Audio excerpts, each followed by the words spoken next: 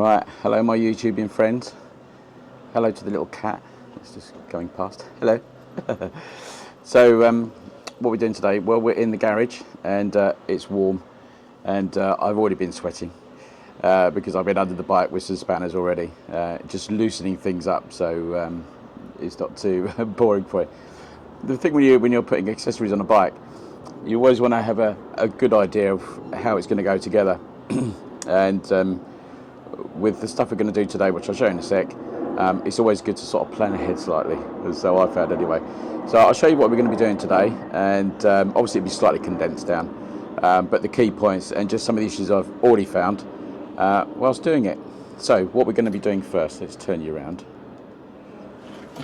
Right, so what are we working on today? So it's going to be the Interceptor, as it said on the tin, and we're going to be fitting the sump guard, which is that one there. I've got it in black, and the reason I got it, so hopefully you saw the last video where I was just getting concerned about this sort of stuff. You know, the paint's been taken off there. It's a bit like a sandblasting kit, that front wheel. So I'm going to put the sump guard on there just to protect that a little bit. But now I thought that this sump guard was just going to be a simple bolt on, which it sort of is, but it's not a 2-minute job because a little bit of fiddling to do first. So what have we got to do if we're going to do it right? So first thing I have to do is loosen the left-hand exhaust. Now thanks to Stuart Fillingham, because I watched his video when I got to the garage this morning, because I knew he'd fitted one, and I hadn't realised that you needed to take this exhaust off, but I've done it without taking the exhaust off. I just basically loosened it, and what I've done, I've loosened the two header screws. But what I'll say, the problem I've had with this is that the nut came off okay on that one, but the underneath, the stud unscrewed. Now I think that's quite common, but I didn't want to take the stud all the way out, so I've taken it as far as I wanted to, and then loosened or taken this nut there, and you've got the other nut which is underneath there, so just for the exhaust. So that loosened it enough that I had enough leeway to get at, can you see that, these two screws here, and they're like captive bolts, so once you can turn those, they normally come out sort of finger tight. But they were okay to a point. They came off.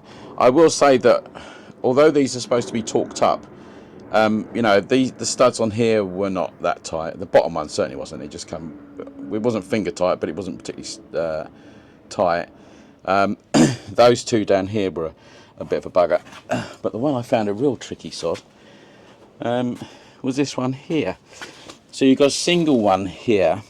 I don't know if you can see that. Can you see that one? Just there. Now that one, which is down, it's just sort of same as the one on the other side. That was an absolute swine to undo. That was incredibly tight. But all I've done here, I've loosened the back exhaust bracket, the middle one. I put that in there. Just gave a little bit of movement in there. I could put it away and I could get my my socket in there. So that was okay. Anyway, hopefully it will go back together. That's the key bit, isn't it? I'm not saying I'm worried about that stud, but I have started to tighten it back up, that stud, just so it didn't come all the way out the head. So we've got this bracket to get on, so that's got to be in place, and that sort of sits down here, and that will locate obviously into those front two screws, and then you've got these two. These can only go on one way. I'll show you this. Let me take it out of the packet. We'll do it into one-handed, isn't it? So you got the one hole there because that's the one socket on the back, and it's the two on the other side. So I'm at the point where I'm taking all the screws out, and then I'll start bolting up. I still haven't quite worked out which one of these it is to come out. I think it's that one. I think it's that one there that comes out. So those two come out, and then the bracket sits inside of those. But I'll carry on doing that, loosening off, and then I think once I put the two in the back, these two in, and locate those, then it should show me exactly where that's going to go. But let's get on with that, and I'll catch you in a sec. Right, catch up. 3 bolts out. What a bugger they were. Absolute nightmare. So anyway, they're out. Now I'm going to do a sort of offer it up, and just so I get the brackets right around and all the rest of it. So I'll catch you again in a sec.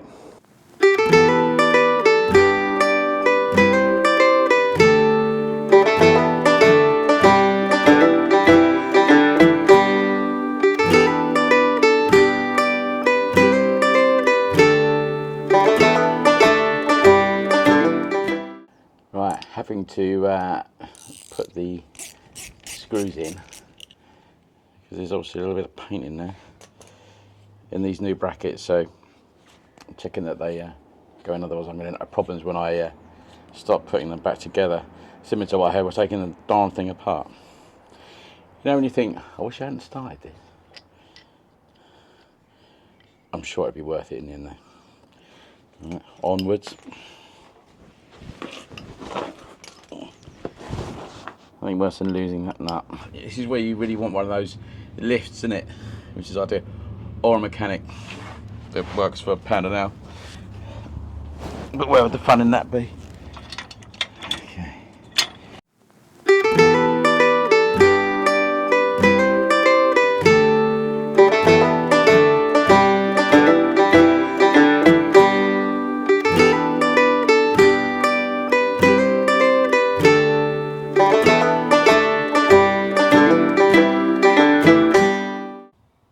Right, sweaty face update. This is really turning into be a bit of a bugger. Okay, I'll turn you around and I'll show you where we are now. Okay, so we're going underneath. So the actual plate is now offered up as such, and I've connected it to the back. Now hopefully you can see. Stick my glasses in so you see what I'm showing you. So we've got that bolt back in, that bracket, and the 2 bolts the other side with its bracket there. So I had to pre-fit these screws that came with it and the existing bolts that went through the frame, because they were really tight. Otherwise I would never have got them on. So I've had to titivate a little bit with these and tinker. So that's just sitting in there, so it's sitting on there. So what we're going to do next is fit this bracket here. So that's the support holes, those 2 there, and they will go in through, let's see, hang on, oh no, I need to turn it around. Okay, so they're going to go through those 2 holes, those ones there, and this will sit inside here like that. So that'll bolt into there, and it's going to go onto these 2 bolts.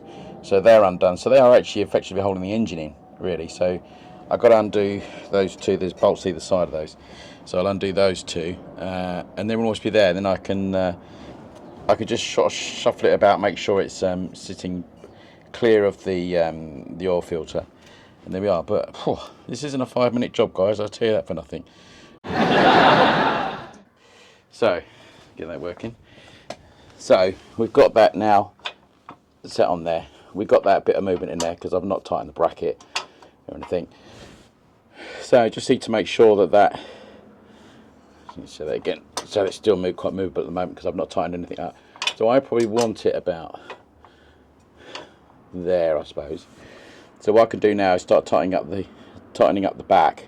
You can probably see that there is a little bit of gap there, so which is what you want. I don't want it touching that because it will rub that out eventually. So I'll have it about there. I shall tighten the back up and then reassemble all the exhaust. And remember, hopefully I haven't lost any nuts. Right, we're done. Hopefully the state of my face can show you what big that was. So yeah, once the other bolts were in, it was just a case of bolting everything up and remembering where everything went. But I'll show you quickly how it's all turned out. So there's the plate, all fixed. I quite like it in the black. The bike needs a good clean. I should have cleaned it really before I did that, but patience, you know. And the car wash had been really busy this one. So Yeah. So the things I learnt with that was undoing those. You could get away with taking them halfway out, I think, and then undoing that exhaust bracket, the one at the top, and then that'll give you enough leeway to actually get at those screws down there, those two there, and then the one on the other side. I didn't do anything to the header on there. Literally just did the two brackets, that one and the one under there, and then that, because that one's not quite so covered underneath there, so that just gave me enough room there to get the socket on it and take it out. But well, I will say that my one wasn't the Enfield one, as far as I can tell. It was just a sort of generic one, but it's the exact copy. But you do need to just watch the screw holes in it, the captive bolts rather, and just make sure that you put them in the screws supplied first and wind them all the way in and wind them all the way out, so you don't get any problems when you're actually putting it on, because that's what took me the longest time really, and being a hot day, that's a bit of a bugger. Anyway, yay, it's done. So that's all good. So I've got two more jobs to do. So I've got the USB port, which I'm going to put on. I think I'll do that one next, because there's not really any spannering for that. It's just a bit of clipping and wiring, which I'll show you once I get started. And the mirrors. So we've got bar end mirrors, which I think was very funny with these. Again, came from India. I'm going to put all the links to where all these pieces came from. But what I thought was quite funny, mirrors for RE, throttle and thump. I don't know what that means. What's thump? Anyway, so it's obviously an Indian literal translation of something. But I'll do those at the end. Take the existing ones off, and but they got the Allen keys and everything in LC, so that's cool. So I'm going to do the USB port first, which means taking the light off. Well, taking the front of the light off, fitting the actual port, cutting the wire to the right length, and just doing the electrical connector, which I will do next. Right, so front of light off first. Let's do that bit. It's just a Phillips for this, 2 Phillips, and obviously, being me, I'm using a flathead. Doing that blooming sump guard is taking so much energy out of me. I can't be bothered to walk to the back of the garage to get it. Now we can take the light off. Okay, so that just pops out. I don't need to disconnect the light, just going to lie that there. So the connector I'm looking for is this one. I'll get you a bit of a closer look on that. Okay, so that's the accessory port connector. That's interesting, isn't it? It's got like almost like some funk in it. Right, we'll have to have a play with that, but it should be alright. And then I'll get the one out of my end, and it almost looks like something snapped off in there. I'm sure it's pretty new. Right, we'll have a play with that. So I'll just show you that. So that's the connector, which fits into the yellow one there. When I look at it, I thought, oh, that's a bit weird. But obviously these connectors, these parts which you get with it, the little electrical ones, they slide into there, or up into there somehow, and I connect the 2 wires to that, and then they plug in together. So we'll get that done next. I'll just show you that quickly. So these are like the bullet connectors, a bit like some of those trickle chargers and that type of thing, which go onto the USB connector there. So that disconnects, which is great. So I now take that wire, and that will feed through either one of these really, because you've got the 2 ports at the back of the thing. So if I feed all of that through, so I know I'm going to use the bullet connector to connect to the USB, but it's this end that I'm going to cut to then connect to my wire connector, which will go into there. I thought there was a bit of shizzle in there, but what it was, it's actually like that white electrical grease, and to keep it clean, so that's good. Hopefully this will work. I mean, what I can do if I really wanted to, I could cut these 2 wires and just connect them directly to my black and white on here, but I'll try and use that connector because it just keeps it a bit more neater really. So that's the next step, and I'll catch you once I've done that. Right, so that was actually pretty straightforward. So that's the black connector. There's the white one. You can see now I've taken the funk out of it. You can see the electrical connectors on there.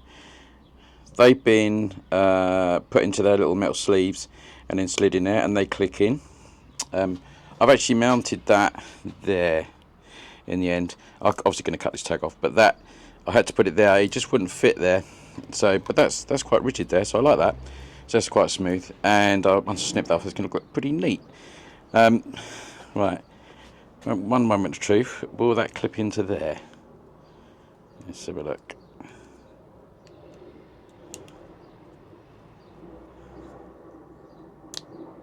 Oh, that sounds good. Right, time to get the key. I need to see if I've got anything that will actually make that thing spark up. But before I put the lights back on. Right, so just a final test on my USB. I have moved it again. And the reason I moved it is because I forgot that this actually has a voltmeter on it. I'd forgotten all about that. So that's quite secure there. That's not going anywhere. So we'll do a test on it. Let's have a look. It takes a second to come up. There we go. 12.5 volts. There we go. So it's all good. So we know the battery's good because the lights run, all the rest of it. So we've now got a double USB port. Awesome. Right, on with the mirrors. Next job. So showing you what we've got to do with the mirrors. So these end caps have got to come off. Also, we're going to take the old mirrors off. What's nice about these ones, I don't know whether these are actually Enfield ones, and they've got Enfield on them. Scratches on there. Is that they're tightened there. So it's sort of like an open ring there, which you can tighten down, which is really nice. Stops it flapping around all over the place. And it will sit in there like that. So quite nice. But it's just a little bit more on the outside, which is great. Just give me a little bit extra viewing, which I'm sort of missing at the moment. I have undone that one. The thing I found about this bike, everything's either too tight or too loose.